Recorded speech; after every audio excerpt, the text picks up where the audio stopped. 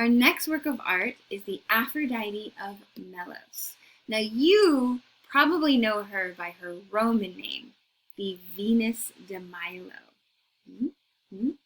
This is that same case of Aphrodite is the Greek name for the goddess of love and sex and beauty, and the Romans call her Venus. The last part of her name, from Melos de Milo, what is that? It's because this is the original sculpture. This is not a copy. And it was found on the island that the Greeks called Melos and the Romans called Milo. Oh, I see. We are going to call her the Aphrodite of Melos because she was made during the Hellenistic period by a Greek artist, Alexandros of Meander. I believe that is Aphrodite. It was Alexandros of Meander. No. It wasn't Meander. It's Alexandros of Antioch. Not Antioch, California. Antioch is another area in the Hellenistic world. So I'm getting distracted. Alexandros is the artist. He is Greek. We're going to call her by her Greek name, Aphrodite. And the Greeks called the island in which she was found Melos. So let's not call her Venus de Milo. You might think that I'm being kind of crazy about this, but I am sick and tired of my students using the inappropriate name for her. She's not the Venus de Milo. The Romans called her that, but she was originally the Aphrodite of Melos. So I don't want to see you using Venus de Milo in any of your submitted work. Okay. Here we are looking at the statue. Now she is the original piece. Sadly, portions of her body have been destroyed. But what we have is a rare occasion to experience the true hand of the artist, not some faithful copy of it, but the actual artwork itself. The statue, just like we had with the previous statue of Aphrodite, the statue was originally placed in a round, open temple in a lush, flowering garden, and similar to our previous statue by, here, I'll just show you. Remember we were looking at the Aphrodite of Cnidus? Similar to the Aphrodite of Cnidus, the Aphrodite of Melos, is in the act of taking a bath. But I give you these details because what we see is so Hellenistic. Notice the turn of her torso, the texture of her skin, the ringlets of her hair that fall at the nape of her neck. Now, this statue was the original piece, and we have people's descriptions of how it was originally placed and what it originally looked like, and what her arms were originally doing.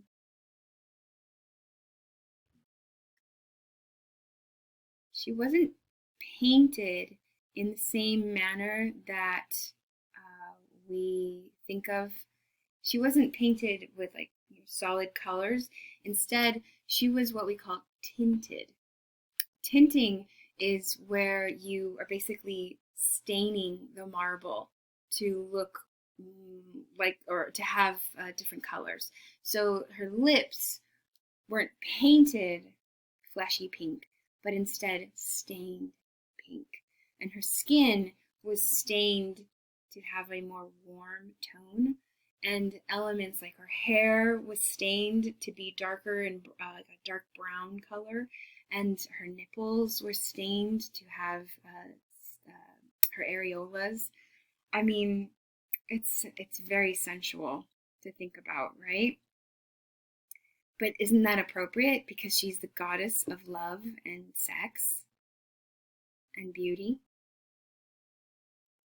So we have a statue. Let's compare the two.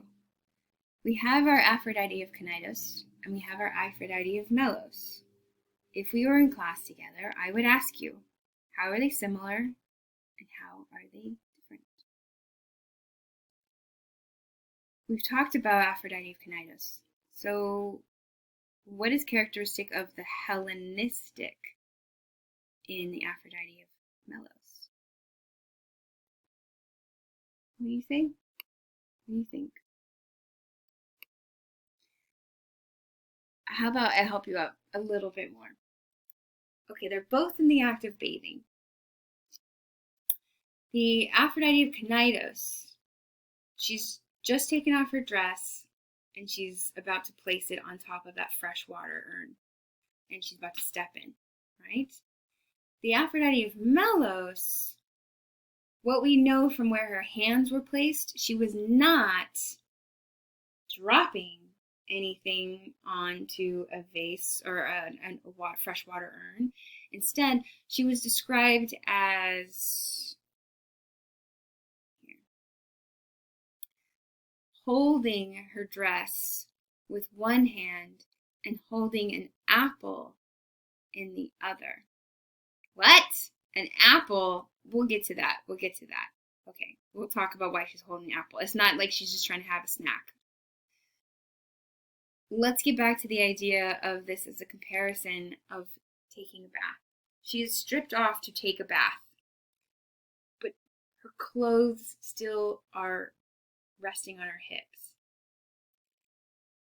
In terms of the drama of the moment, Praxiteles, his Aphrodite, she's already naked. The reveal has happened. Aphrodite of Melos, the reveal has not yet completed. She's half naked, she's half clothed, but at any moment, the slip of her hip could make that whole thing fall.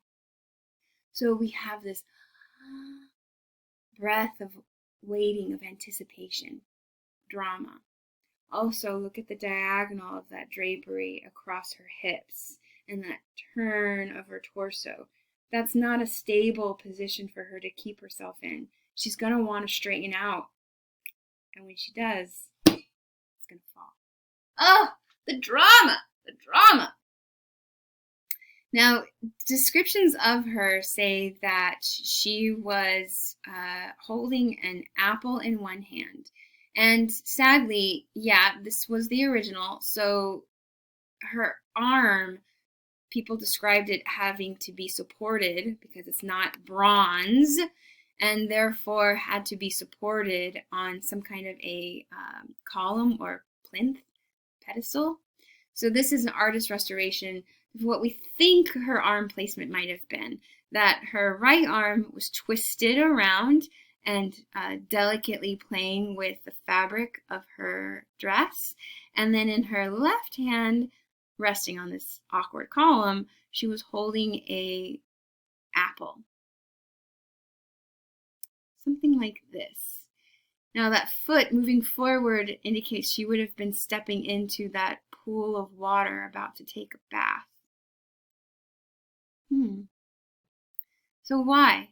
Why this pool of, why this apple? What's the point?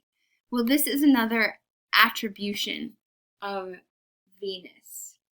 I don't want to say Venus, Aphrodite. This is another attribute of Aphrodite. The story goes, how do I begin? Once upon a time, long time ago, there was a wedding in the heavens above, and all the gods and goddesses were invited to this wedding up in the sky. Everybody was invited except for one, the goddess of discord, the goddess of chaos. Of course she wasn't invited to the wedding. You don't want chaos and discord to happen at a wedding. So the goddess, feeling slighted, goddess of discord, she says, you know what? I think I'll still go. She decides to crash the wedding. She goes to the wedding, and there's a big reception happening. Everybody's dancing and having a grand old time and drinking. And she says, I brought a gift. And her gift was a solid gold apple. And on the outside of the apple, she had inscribed, "To the fairest," or "To the most beautiful." She took her gift of the golden apple, and everybody's partying around her. And she takes it and she tosses it into the middle of the party. And then she walked away.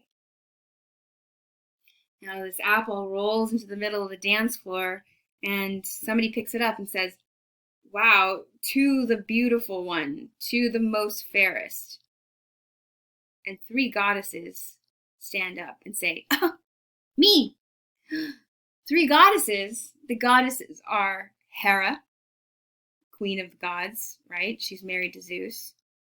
Athena, and Aphrodite. Each of them proclaims they deserve that apple. They are the most beautiful. They are the fairest. Now, gods and goddesses, they're gorgeous. You can't choose between one. And so the gods go, "Ooh, I don't want to give this to you. I don't want to give this to you. I want to give it to you, but you and you, you're beautiful." And the goddesses say, give us the apple. Give me the apple. No, give me the apple. And so they can't get to any kind of agreement. So the 3 goddesses take the apple down to earth, and they find a young man. He is named Paris. And Paris is a prince of Troy. He's the second-born prince of the city of Troy. Troy, remember that from our talk on Mycenaeans? Yeah, he's that guy. So he's the second-born son of Troy, and he's just hanging out, and then 3 goddesses arrive, and they show him the apple, and they say, "Choose, who gets this apple?" And he's overwhelmed. He's like, "You're 3 goddesses, like, I cannot choose. You're all literally gorgeous goddesses."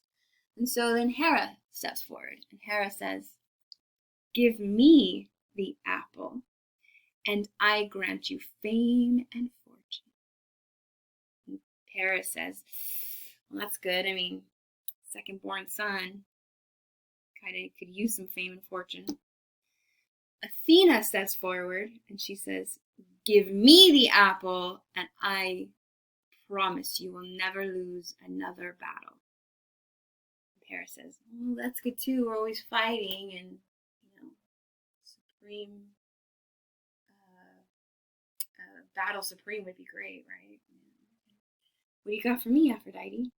Aphrodite steps forward, and she says, "You give me the apple, I give you the love of the most beautiful woman in the world." What did Paris pick? He's a guy, and he chose Aphrodite, and he got the love of the most beautiful woman in the world, who was married to the king of Sparta. So when Paris runs off with Helen of Sparta, then the Greeks all get together, or the Mycenaeans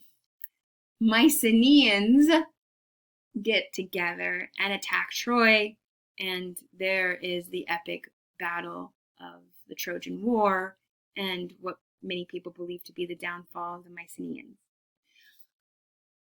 What does that have to do with the statue? Here we see Aphrodite of Melos holding her golden apple. She has just won the apple that is going to cause all of this chaos, all of this death, all of this destruction. She's holding the apple in her hand. She won it from Paris. So when we look upon this figure, we're not just being tantalized. Ooh, Aphrodite, she's about to take a bath. Ooh. We're also supposed to see the other side of her. The death, the pain, the destruction of worlds, of people.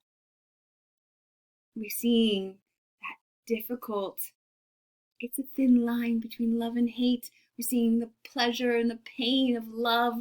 We're being torn apart by love, right? Have you ever had a crush?